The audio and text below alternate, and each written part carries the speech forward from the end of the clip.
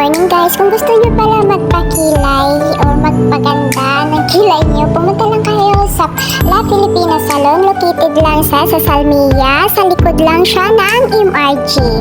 Tapos tumawid lang kayo sa stoplight. Tapos makikita mo yung building nila na may pangalan naman siya na La Filipina Salon. Tapos pumasok lang kayo guys sa building nila na yan. Nasa first floor pala sila. First floor pag pindot mo ng elevator. Ang dami kasing tao pagpunta ko dyan guys.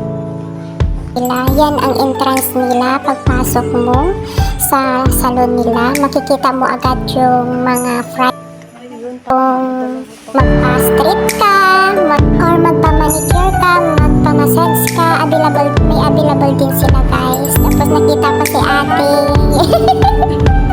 Second session ko na dito sa kanila guys, sa kilay ko. Tapos may pagdating ko may nakasalang na pala siya na isa. Tapos nilagyan ako agad ng anesthesia. Tapos gintrim yung kilay ko.